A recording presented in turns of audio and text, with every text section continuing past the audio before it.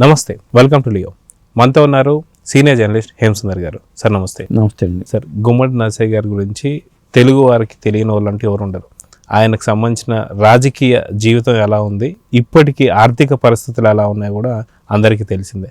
అలాంటి గుమ్మడి నరసయ్య గారి గురించి ఇప్పుడు హీరోగా తెరకెక్కబోతున్నారు శివరాజ్ కుమార్ గారు, కన్నడ సూపర్ స్టార్ అని చెప్పేసి అనుకోవచ్చు. సో ఎందుకని మన రాజకీయ నాయకుల యొక్క చరిత్రలు ఏవైతే ఉన్నాయో అవి ఎందుకని మిగతా రాష్ట్రాల్లో ఉన్నటువంటి ఒక హీరోలు పోషిస్తున్నారు, మన హీరోలు ఎందుకు పోషించడం లేదు? గుమ్మడి నరసయ్య గారికి సంబంధించిన జీవితంలో ఉన్నటువంటి గొప్పదనాలు ఏంటంటే ఏం చెప్తారు? అంటే చాలామంది రాజకీయ నాయకులు, ముఖ్యమంత్రుల జీవితాలు సినిమాలుగా వచ్చినాయండి. నిజం చెప్పాలంటే అసలు అవి సినిమాలు కాదు, ఈ పార్టీ ప్రచారం కోసం, పార్టీ నిలబెట్టుకోవడం కోసం, ఓట్ల కోసం తీసే సినిమాలుగా చెప్పాల్సి వస్తుంది. అది కూడా ఎన్నికల ముందే వస్తూ ఉంటాయి. అది అట్లా చెప్పాల్సి వస్తుంది. గుమ్మడి నరసయ్య గారి జీవితం అలా కాదు. ఎందుకంటే ఎక్కడో ఖమ్మం జిల్లా టేకులగూడెంలో పుట్టిన వ్యక్తి 1983లో సిపిఐ ఎంఎల్ గ్రూప్, అది మార్క్సిస్ట్ లెనినిస్ట్ పార్టీ, అంటే తీవ్రవాద గ్రూపులుగా చెప్తూ ఉంటారు వీటిని. ఆ ఎంఎల్ గ్రూప్ నుంచి ఆయన పోటీ చేసి మరి 5 సార్లు ఎన్నిక అవటం అనేది ఇల్లందు నియోజకవర్గం నుంచి ఒక విశిష్టత ఉందని చెప్పాల్సి వస్తుంది. పైగా ఆయనకు వచ్చే జీతం, ఎమ్మెల్యేగా వచ్చే జీతంలో కూడా పార్టీ కోసం ఖర్చు పెట్టేవాడట. అది ఆయన ప్రత్యేకత. నాయకులు కోట్లు ఉంటే గానీ వాళ్ళు ఎమ్మెల్యేగా పోటీ చేయాలంటే కోట్లు ఉండాల్సిన పరిస్థితి. కానీ కోట్లు ఖర్చు పెట్టే నాయకులు అటు పక్క ఉన్నా కానీ వాళ్ళని గెలిపించకుండా గుమ్మడి నరసయ్య గారిని గెలిపించుకుంటూ వస్తున్నారు కదా, అది ఆ ప్రజల గొప్పతనం.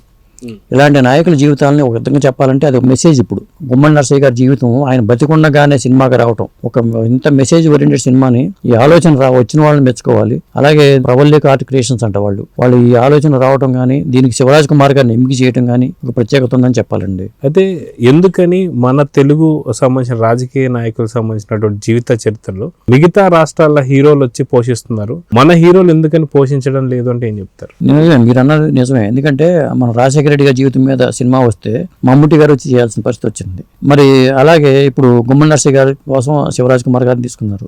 అంటే మన వాళ్ళు ఏంటంటే రాజకీయపరమైన పాత్రలు పోషిస్తే రేపు మనకి ఇంకో పార్టీకి శత్రువులు అయిపోతామేమో.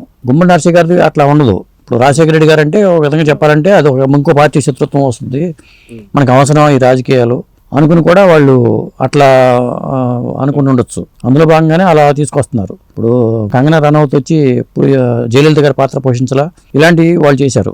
కానీ గుమ్మడి నరసయ్య గారి జీవితానికి శివరాజ్ కుమార్ గారు ఖచ్చితంగా సరిపోయారండి.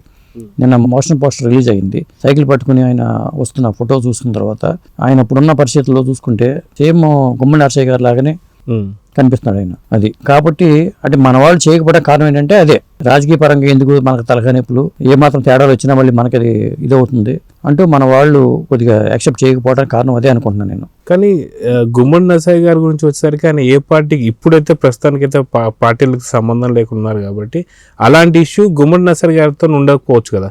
అయినా సరే మన వాళ్ళు ఎందుకు చేయడం లేదంటే ఏం చెప్తారు? అంటే గుమ్మడి నరసయ్య గారి జీవితం అయితే చేయొచ్చండి, కానీ ఆ పాత్రకి నేను అనుకోవడం ఏంటంటే శివరాజ్ కుమార్ అయితేనే యాప్ట్ అని వీళ్ళు ఫీల్ అయి ఉండొచ్చు. ఒకటి దర్శకుడు పరమేశ్వర శివరాలి అని ఆయన, బహుశా శివరాజ్ కుమార్ ఒప్పుకోవడం గొప్ప విషయం. ఆయనకి అంత స్టార్డమ్ ఉండి ఈ పాత్ర చేయడానికి శివరాజ్ కుమార్ గారు ఒప్పుకోవడం ఆయన గొప్పతనం అని చెప్పాల్సి వస్తుంది. పైగా ఒక మెసేజ్, మంచి మెసేజ్ ఇచ్చే సినిమా ఇది. ఇంకొకటి ఏంటంటే గుమ్మడి నరసయ్య గారు అన్నిసార్లు అక్కడ గెలిచినా కానీ రైల్లో హైదరాబాద్కి వచ్చి విజయనగర్లో పార్టీ ఆఫీసులో ఉండి అక్కడి నుంచి ఆటోలో అసెంబ్లీకి వచ్చేవాళ్ళని చెప్తారు, ఆ తర్వాత సైకిల్ వేసుకు వచ్చేవాళ్ళని చెప్తారు. ఇప్పటికీ కూడా నిరాడంబరంగానే బతుకుతూ ఉంటారు. వాళ్ళ అమ్మ అనురాధ గారు ఇక్కడ ఉస్మానియా లా కాలేజీలో ప్రిన్సిపల్గా ఉన్నారు. ఒకటే కూతురు అనుకుంటా బహుశా. మొత్తానికైతే ఒక చాలా కాలం తర్వాత ఒక మంచి ప్రయత్నాన్ని మన వాళ్ళు చేస్తున్నారనిపిస్తుంది. ఎంతోమంది రాజకీయ నాయకులు సినిమాలు వచ్చినాయి కానీ ఇలాంటి వాళ్ళు ఇప్పుడు ఎమ్మెల్యేగా పోటీ చేయాలంటే కోట్లు ఖర్చు పెట్టే పరిస్థితుల్లో రాజకీయ నాయకులు అంటేనే ఆ కబ్జాలో మట్టి అమ్ముకోవడం కానీ ఇవన్నీ చేసుకుందామనే ఉద్దేశంతో రాజకీయాలకు వచ్చేవాళ్ళు ఉన్నారు. అలా కాకుండా ఇప్పటికీ ఏమి సంపాదించుకోకుండా మరి ఇలాంటి ఆదర్శప్రాయాలంటే గుమ్మడి నరసయ్య గారే కాదు, నాకు తెలిసి నేను నిడుమూలు నియోజకవర్గం కృష్ణా జిల్లాలో పాటు రామయ్య గారు అని, అట్లాగే పాటు రామయ్య గారు అలా వరుసగా గెలుపుతో వచ్చారు. అలాగే పుచ్చలపల్లి చంద్రయ్య గారు ఉన్నారు, తెలంగాణ ప్రాంతం ధర్మభిక్షం గారు ఉన్నారు. ఇలా కొంతమంది అప్పట్లో మరి రాజకీయాలు అలాంటి వాళ్ళని ఆదరించారు ప్రజలు.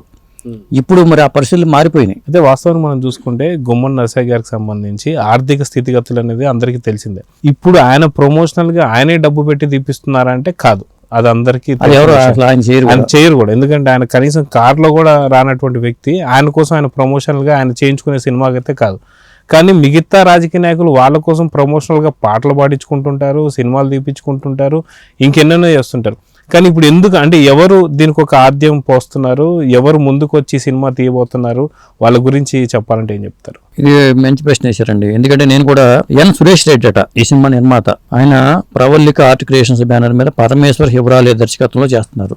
అంతవరకు వివరాలు తెలిసినాయి. వాడు ఎటువంటి ప్రయోజనాలు ఆశించి చేస్తారనుకోవట్లా. ఇది సినిమాగా అయితే వర్కౌట్ అవుతుంది, ఒక మెసేజ్ వెళ్తున్న ఉద్దేశంతో కావచ్చు, లేదా కమర్షియల్ గా వర్కౌట్ అవుతుంది అనుకున్న కావచ్చు. వాళ్ళ అనుమతితోనే తీస్తారు ఖచ్చితంగా. ఎందుకంటే గుమ్మడి నరసయ్య గారు అనుమతి లేకుండా వాళ్ళు కూడా సినిమా చేయరు కాబట్టి. ఇంకొకటి ఏంటంటే చాలా మంది ఇలాంటి వాళ్ళ నాయకుల గురించి సినిమాలు చేసేటప్పుడు ఇప్పుడు చనిపోయిన తర్వాత వాళ్ళకి అన్ని చేస్తారు, హడావుడి చేస్తారు. ఇప్పుడు ఖద్దర్ గారు బతికున్నప్పుడు వాళ్ళని ఎవరు పట్టించుకోరు. ఇప్పుడు అవార్డులు వచ్చేసి ఆయన పేరు అవార్డులు పెట్టారు. అలాగే ఇలా చాలా మంది నాయకులు ఉన్నారండి. ఇప్పుడు పీపుల్స్ వార్డులో ఉన్న నాయకులు కానీ, లేకపోతే ఇలాంటి వాళ్ళ జీవితాలన్నీ తెరమరుగైపోయినాయి. అలాంటి వాళ్ళ జీవితాలు గతంలో పీపుల్స్ ఎన్కౌంటర్ అని, లేకపోతే ఎర్ర సినిమాలు దండోరా అని రకరకాల సినిమాలు నానుమతిగా చేసేవాళ్ళు, బయటకు వచ్చేవి. ఆ విధంగా చాలా మంది జీవితాలు అలా తెరమరుగైపోయిన వాళ్ళు, ప్రజా పోరాటాల్లో అసూలు బాసిన వాళ్ళు చాలా మంది ఉన్నారు. వాళ్ళ యాంగిల్లో చూసుకుంటే వాళ్ళు చేసేది న్యాయం. మన కోణంలో చూసుకుంటే అది సమాజ చట్టపరంగా మన నేరమేమో కావచ్చేమో కానీ, కాబట్టి ఇలాంటి ప్రయత్నాలు చేయడం మంచిది. గద్దర్ గారి జీవితం కానీ, ఇలాంటి ఎవరైతే ఉన్నారో యోధులు, వాళ్ళ జీవితాలు చాలా జనాలకు తెలియాల్సిన అవసరం అయితే ఉంది, భావితరాలకు తెలియాలి. అయితే మన లియో తరఫున కూడా ఒక చిన్న రిక్వెస్ట్ ఏంటి అంటే, ఆయన ఎలానో రాజకీయాల నుంచి ఎటువంటి రూపాయి కూడా సంపాదించుకుంది లేదు, కానీ ఈ సినిమా శివరాజ్ కుమార్ గారు చేస్తున్నారు కాబట్టి ఒక స్టార్డమ్ హీరో. ఈ సినిమా అత్యధికంగా అందరూ కూడా ప్రేక్షకులు చూసి ఈ యొక్క వచ్చిన డబ్బుల నుంచి గుమ్మడి నరసయ్య గారికి సంబంధించి వెళ్ళాలని అయితే కోరుకుందాం. మీరు దీని గురించి మీరేం చెప్తారు? అంటే నరసయ్య గారు వీళ్ళు ఇచ్చినా తీసుకుంటారని అనుకోవట్లేదు నేను. ఆయన ఎందుకంటే ఆయన మొదటి నుంచి గవర్నమెంట్ జీతం ఇస్తేనే ఆ డబ్బులు ఎత్తుకెళ్ళి పార్టీ కోసం ఖర్చు పెట్టిన వ్యక్తి. వాళ్ళ పిల్లలను కూడా ఆయన ఎటువంటి సిఫార్సులు లేకుండానే ఆయన వాళ్ళ స్వయం కృషితో వాళ్ళ అమ్మాయి కూడా ఎదిగారు. అందుకని ఏం ఆశించట్లా, అది ఆదర్శం. ఇలాంటి వాళ్ళు ఇంకా మన ఇండియాలో కూడా అక్కడక్కడ చాలా మంది ఉన్నారు. ఇప్పుడు అన్నా హజారే ఆయన తెలిసిందే కదా, ఆయన పోరాట పట్టిన ఎలాంటిదో. మరి అలాంటి వ్యక్తుల గురించి ఆయన అడ్డం పెట్టుకుని ఎదిగిన వాళ్ళు ముఖ్యమంత్రులు అయ్యారు, కానీ ఆయన ఎట్లా ఉన్నారో మనకు అందరూ తెలిసిందే.